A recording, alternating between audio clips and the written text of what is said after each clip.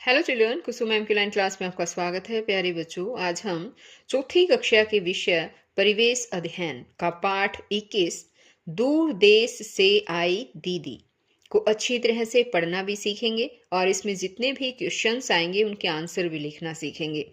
सभी बच्चे वीडियो को शुरू से लेकर अंत तक पूरी देखें। एक और बात, अगर आप अभी तक मेरे चैनल पर नए हैं तो मेरे चैनल ऑनलाइन स्टडी हब को सब्सक्राइब भी कर लें, साथ में दिए बेल आइकन को जरूर प्रेस कर लें। तो देखिए, शुरुआत करते हैं हम। पाठ 21 दूर देश से आई दीदी। चलें हवाई अड्डे। मेरा नाम शिवानी है। मेरे ताऊ जी अमेरिका में रहते हैं। कल उनका फोन आया था।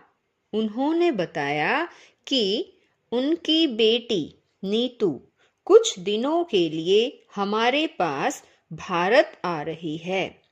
यह पता चलने पर मुझे बहुत खुशी हुई।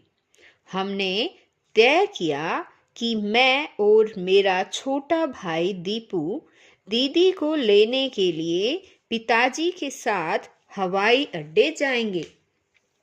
पिताजी ने बताया कि हवाई अड्डे पर हमारे देश व दूसरे देशों के हवाई जहाज आते जाते हैं। अब यहाँ पर देखो बच्चों, ये हवाई अड्डा यहाँ पर दिखा रखा है और मुझे बताओ ये इस हवाई अड्डे का क्या नाम है, पता है?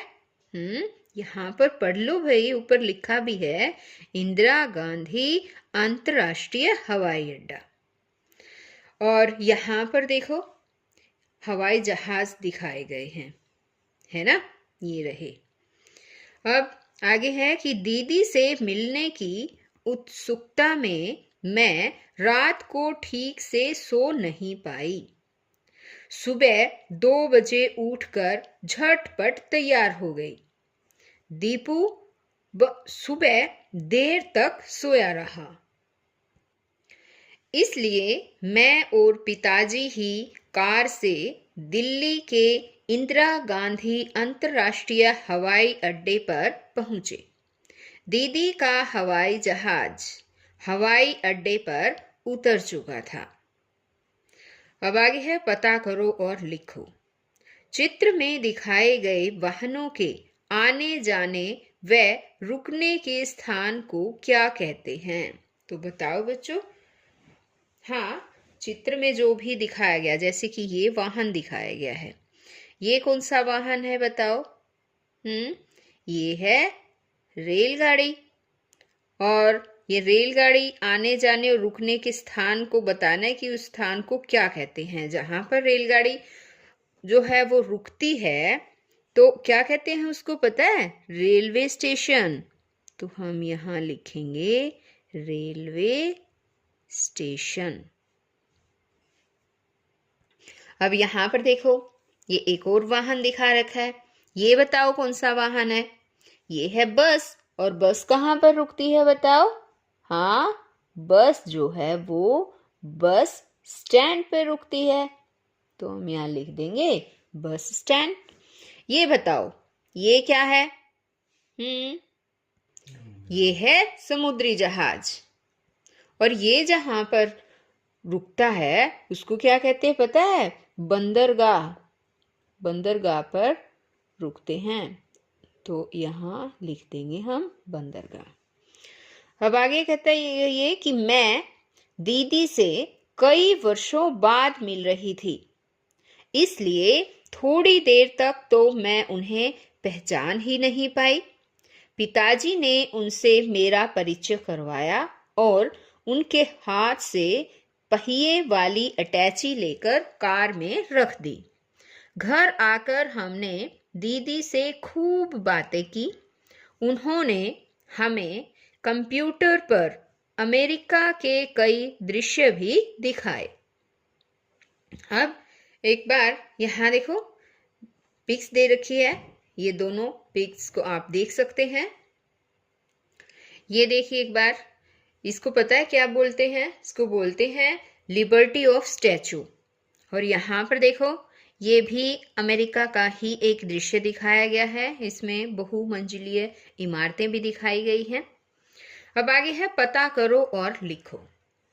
कंप्यूटर से और क्या काम किए जा सकते हैं? क्या काम किए जा सकते हैं? तो देखो, कंप्यूटर पर हम और बहुत सी चीजें देख सकते हैं। सोशल नेटवर्किंग आदि काम कर सकते हैं, गाने सुन सकते हैं, अपना मनोरंजन कर सकते हैं, पत्र लिख सकते हैं, हिसाब कर सकते हैं। तो बच्चों, कंप्यूटर से तो हम बहुत कुछ काम कर सकते हैं, है ना। दीदी ने बताया कि अमेरिका में साफ सफाई का बहुत ध्यान रखा जाता है। आगे है सोचो और लिखो। तुम अपने घर व कक्षा कक्ष को साफ रखने के लिए क्या क्या करते हो? तो इसका आंसर आएगा कि हम अपने घर व कक्षा कक्ष में कचरा नहीं फैलाते, हम कचरा कूड़ेदान में डालते हैं। आगे है बात मुद्रा की। दीदी ने हमें अमेरिका में प्रयोग होने वाली मुद्रा यानी कि डॉलर भी दिखाई। पिताजी ने बताया कि हमारे देश में अमेरिका की मुद्रा से लेन देन नहीं किया जा सकता, इसलिए बैंक में डॉलर देकर उनके बदले में रुपए लाने होंगे। उसके बाद दीदी पिताजी के साथ बैंक गई। पता करो और लिखो। हमारे देश में $1 कितने रुपयों के बराबर है? तो इसका आंसर होगा बच्चों लगभग 75 रुपए के बराबर। ये ऊपर नीचे होता रहता है, कभी 72 रुपए, 73 रुपए, 75 रुपए, इस तरह से लगभग नियर अबाउट 75 रुपए के ही आसपास जो है वो रहता है। कई बार 70 रुपए भी हो जाता है। ठीक है बच्चों। आगे है भारत में प्रचलित नोट व सिक्के। अब यहाँ देखो, भारत में ये जो है $1 का सिक्का है, ये प्रचलित है। ये है 5 रुपए का सिक्का, ये है 10 रुपए का सिक्का। और यहाँ पर देखो, ये कितने रुपए का नोट है पता है? ये है 100 रुपए का नोट। अब आगे इसने कहा है देखो और लिखो। 100 रुपए के नोट पर कितनी भाषाओं में 100 रुपए लिखा हुआ है? यहाँ पर देखो बच्चों, ये जो 100 रुपए का नोट है ना, इस पर अलग अलग भाषाओं में 100 रुपए लिखे हैं। तो यहाँ जो ये नोट दिखाया गया ना बच्चों, उसके पीछे, नोट के पीछे जो है वो भाषाओं में लिखा होता है। ठीक है। अब जैसे यहाँ इसने पूछा था कि 100 रुपए के नोट पर कितनी भाषाओं में 100 रुपए लिखा हुआ है, तो यहाँ पर तो हमें नजर नहीं आता, लेकिन इसको जब हम उल्टा करेंगे, एक बार यहाँ पर देखिए, मैं आपको दिखाती हूँ। ये देखिए, ये कितने रुपए का नोट है बताओ? ये 100 रुपए का नोट है ना। और अब हम इस 100 रुपए के नोट को अगर ऐसे उल्टा कर देंगे ना, तो यहाँ पर देखो बच्चों, ध्यान से देखिए, ये अलग अलग भाषाओं में 100 रुपए लिख रखे हैं। 100 रुपए अलग अलग भाषाओं में है। कितनी भाषाओं में है पता है? यहाँ देखो, यहाँ से शुरुआत करते हैं हम। 1 2 3 4 5 6 7 8 9 10 11 12 13 14 15 भाषाओं में, अलग अलग भाषाओं में ये लिख रखा है ना। और यहाँ पर देखो 100 रुपीज, ये इंग्लिश भाषा में लिख रखा है, तो ये 16 भाषाओं में हो गया। एक यहाँ पर देखिए हिंदी में भी लिख रखा है, 100 रुपए हिंदी में भी लिख रखी है ना, तो ये हो गए 17। तो यहाँ पर 100 के नोट में 17 भाषाओं में जो है 100 रुपए लिखे हुए हैं। ठीक है बच्चों, तो यहाँ पर हम लिखेंगे 17 भाषाओं में। यहाँ पूछा था ना कि 100 रुपए जो है कितनी भाषाओं में लिखे गए हैं? 17 भाषाओं में। आगे इसने कहा तुम इनमें से कितनी भाषाएं जानते हो या पढ़ सकते हो? कितनी भाषाएं पढ़ सकते हो बताओ, वो आपको बताना है। जैसे कि हिंदी में लिखा है तो हम हिंदी भी पढ़ सकते हैं, इंग्लिश लिखी है तो हम इंग्लिश में भी पढ़ सकते हैं, और एक जो है इसमें यहाँ पर देखिए संस्कृत में भी जो है वो लिख रखा है, ये यहाँ पर लिख रखा है शतम रूप्यकाणि, ये संस्कृत भाषा में लिख रखा है, तो ये भी हम इजीली पढ़ सकते हैं और समझ सकते हैं, है ना। और बच्चों आप अगर इनमें से और भी कोई भाषा जो है वो अगर आपको पढ़नी आती है तो आप बता सकते हैं। अब जैसे कि भाई मैं तो यहाँ पर 3 भाषाएं जो है वो पढ़ पाई हूँ, तो यहाँ पर ये ऐसे 3 भी लिख सकते हैं या फिर ऐसे भी 3 लिख सकते हैं, ठीक है। इसने लिखा था कि तुम इनमें से कितनी भाषाएं जानते हो या पढ़ सकते हो, 3। अब आगे है पता करो और लिखो। जो लोग देख नहीं सकते वे नोटों की पहचान कैसे करते हैं? जो लोग देख नहीं सकते हैं, बताओ बच्चों कैसे कर सकते हैं वो नोट की पहचान? नोट पर उभरे हुए अंकों को छूकर वे नोटों की पहचान कर सकते हैं।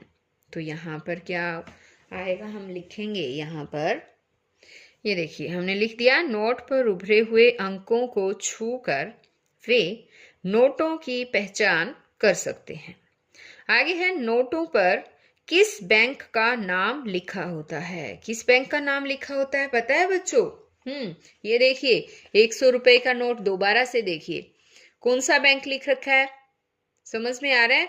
यहाँ देखो भारतीय रिजर्व बैंक लिख रखा है ना, और इंग्लिश में देखो यहाँ पर लिख रखा है रिजर्व बैंक ऑफ इंडिया। तो हम यहाँ पर यही नाम लिखेंगे। क्या नाम है बताओ? भारतीय रिजर्व बैंक।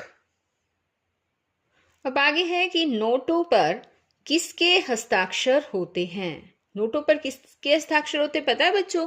ये देखिए फिर एक बार फिर नोट को देख लीजिए। हाँ, किसके हस्ताक्षर हैं? यहाँ देखिए ये रहे साइन, किसके हैं ये पता है? शक्तिकांत दास। कौन है ये? गवर्नर है। तो यहाँ जो है नोटों पर गवर्नर के हस्ताक्षर होते हैं और गवर्नर है शक्तिकांत दास, और ये जो है गवर्नर 2024 तक रहेंगे।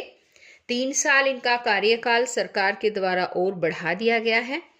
अब यहाँ है कि नोटों पर किसके के हस्ताक्षर होते हैं, हम यहाँ लिखेंगे किसके होते हैं बताओ? गवर्नर के। तो यहाँ हम गवर्नर लिख देंगे।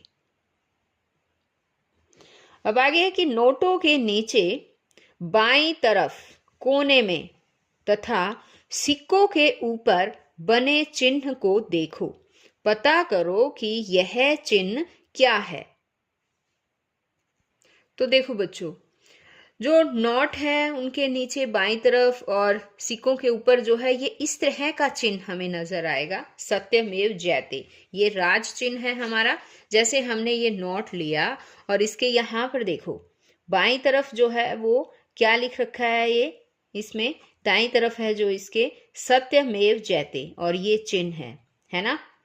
ये तो नोटों के नीचे जो है वो यहाँ पर देखो है ना, सत्यमेव जयते लिख रखा है, ये हमारा राज चिन्ह है। इसी तरह से अगर हम सिक्के देखते हैं, यहाँ देखिए कोई भी सिक्का आप ले सकते हैं, आपके घर में भी सिक्का होगा तो उसको देख सकते हैं। यहाँ देखिए ये राज चिन्ह जो है लिख रख है हमारा, और यहाँ नीचे इसके लिख रखा है सत्यमेव जयते। तो अब और एक देखिए ये कौन है बताइए? महात्मा गांधी, है ना। हर नोट पर आपको महात्मा गांधी भी नजर आएंगे। यहाँ देखो लिख रखा है, लिख भी रखा है महात्मा गांधी, और ये देखिए इंग्लिश में भी लिख रखा है महात्मा गांधी। तो ये दोनों चिन्ह जो है वो हमें नोटों पर और सिक्कों पर नजर आते हैं। देखिए अब हम इनके बारे में पढ़ते हैं। यहाँ दिया भी गया है कि पता करो कि ये चिन्ह क्या है। तो ये चिन्ह है, इन चिन्हों के बारे में पढ़ते हैं अब हम। यह चिन्ह सारनाथ यानी कि वाराणसी में सम्राट अशोक के स्तंभ के ऊपरी भाग का नमूना है। इसमें 3 दिशाओं में 3 शेर दिखाई देते हैं। चौथे शेर का मुंह पीछे की ओर है जो दिखाई नहीं देता। यहाँ पर देखो ये 3 शेर हैं, इनका मुंह ही दिखाई देता है। एक शेर इनके पीछे भी है, उनका मुंह दिखाई नहीं दे रहा है। अब आगे ये कहता है कि इसके निचले भाग में अशोक चक्र है, इसके बाईं ओर घोड़ा तथा दाईं ओर बैल दिखाई देते हैं। ये देखिए बच्चों, ये अशोक चक्र है इसके नीचे वाले भाग में, और इसके बाईं ओर घोड़ा और इसके दाईं ओर बैल दिखाई देते हैं। और भारत सरकार ने 26 जनवरी 1950 को इस चिन्ह को राज चिन्ह के रूप में अपनाया था। हमारे देश की डाक टिकट, नोटों, सिक्कों, सरकारी मोहरों तथा पत्रों आदि पर इस चिन्ह का प्रयोग किया जाता है। अब आगे है, देखो और लिखो।